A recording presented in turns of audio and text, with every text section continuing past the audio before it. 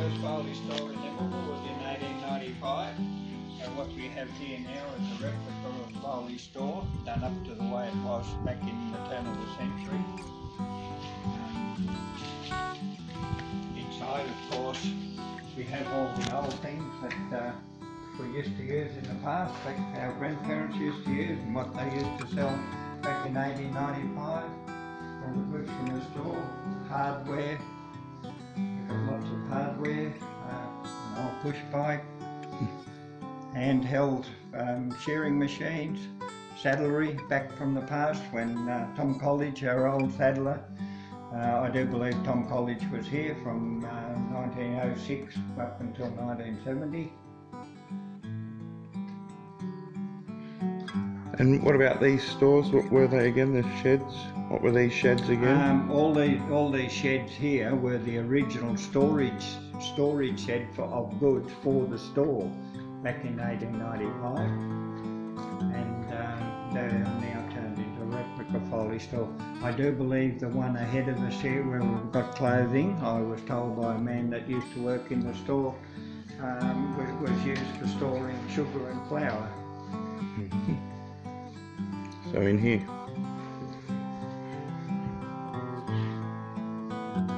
Some of this stuff might be a bit out of fashion these days, mightn't it? Some of it would be a little bit out of fashion. Or coming back in, you never know. I do have up here a christening dress of a lady that lived down in Sydney, who was given to my wife's sister. The lady herself was 101 and that was her christening dress, so it would now be 106 years old. Well, there you go.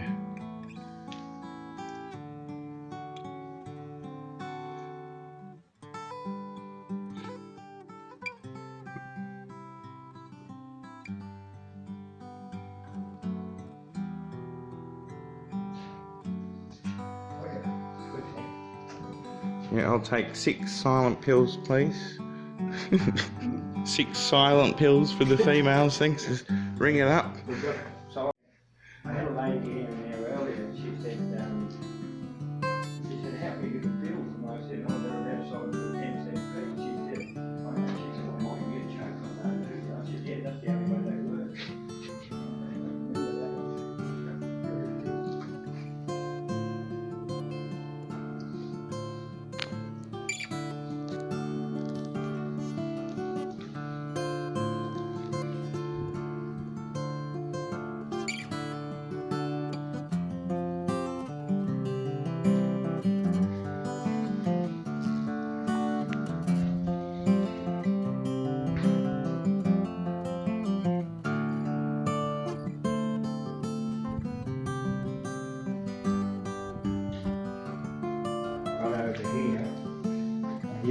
They're just made out of sponge rubber with gyprock plastering for the icing.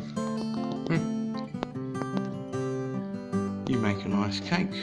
Yes, I do make a nice cake. Just not edible.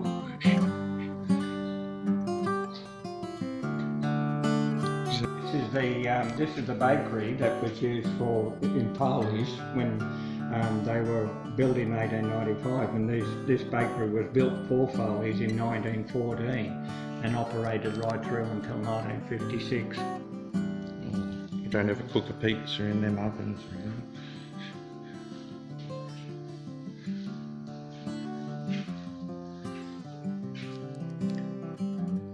really. Have you ever used it, Ron? Have you ever cooked in here? Yes. Yeah. Done a nice feed in there or something? Yes. Yes. There's this big large paddle. This very large, this big long paddle used to have the bread tins put on it, and then they'd push it right up the back until they were cooked, and then they would use the paddle to pull it back out again.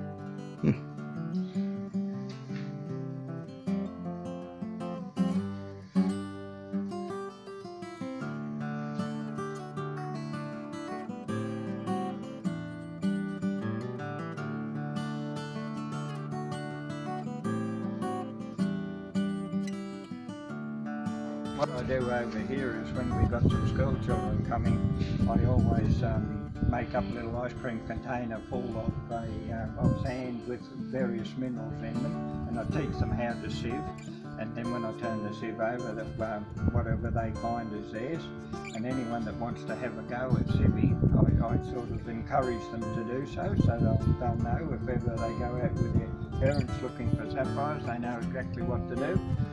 Instead of their parents telling them what to do, they can tell their parents what to do.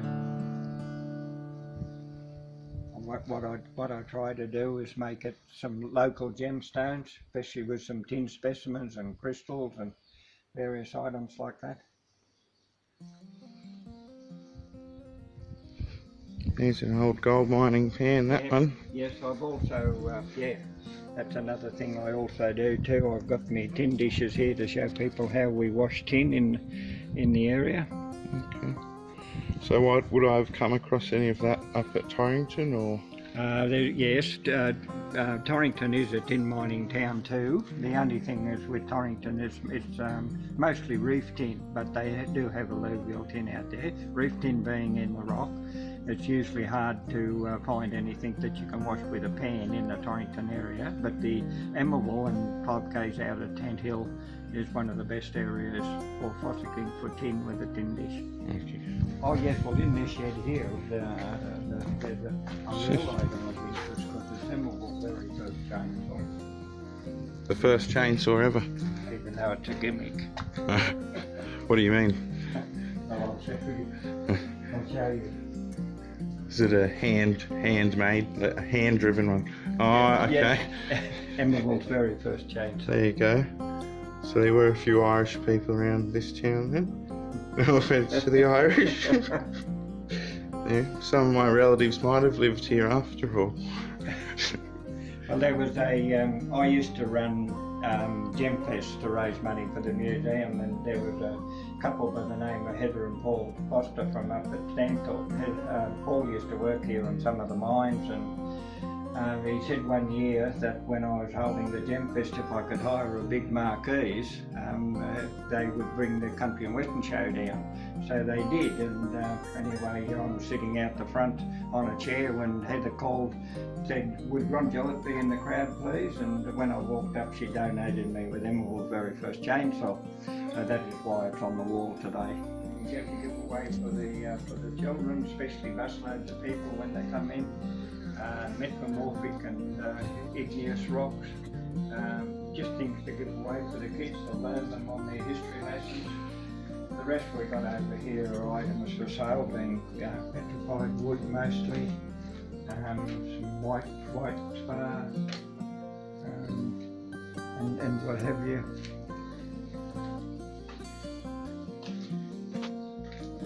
So anyone that's looking for lapidary rocks? Most of the $2 rocks that are here are rocks from the old mine sites within a 5 kilometre radius of Emmaville. That's rhodonite. Yeah, this is a photo of the very first hospital that was built in 1882, and these are 2 boards that came out of the original hospital, and it was all held together with a steel tongue. They don't do that anymore. No, you don't see that anymore. The very first hospital built in 1882, and then they built us another one in 1930, which is over there. And then in 2002, they replaced that one with another hospital for us, which is called the Vegetable Creek Multi-Purpose Centre. And over to the left over there is a photo of my wife, who clocked up 50 years there. Service as a nurse at the hospital, but she actually ended up doing 56 years before her retirement. Very good. Behind us we have boot making. There's just some boot making gear that belonged to Fred McCall, one of our old boot makers. He had 42 years as the Emmaville boot maker.